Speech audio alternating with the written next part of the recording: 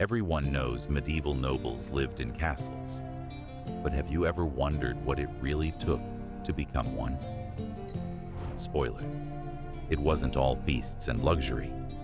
It was a brutal game of power, family, and survival.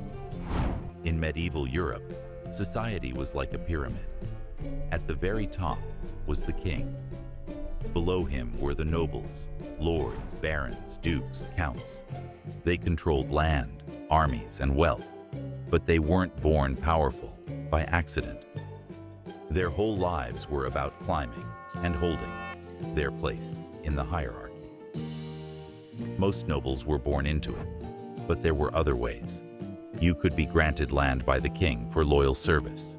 You could marry into a noble family, or, if you were really ambitious, you could rise through military service and be knighted. But here's the catch. With every rise in rank came danger. Nobles constantly betrayed each other, married off children as political pawns, and fought wars just to keep their castles.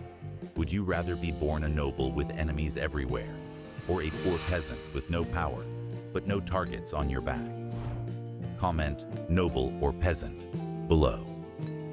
A noble's daily life wasn't just feasts. They had to manage estates, collect taxes, train soldiers, and settle disputes. Men trained for war, practicing swordsmanship and jousting, while noble women managed households, organized alliances, and sometimes even led defenses when husbands went to battle. Yes, women like Eleanor of Aquitaine and Matilda of Tuscany commanded armies, something school textbooks barely mention. Ranks mattered. A baron might control a few villages, while a duke could rule entire regions.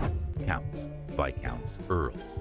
Each rank decided how much land you owned, how many knights fought for you, and how much respect or fear you had in court.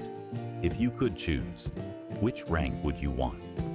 A small baron ruling a few villages where life is calmer, or a powerful duke constantly playing the dangerous game of politics?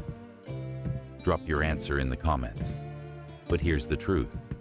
Life as a noble wasn't always glamorous.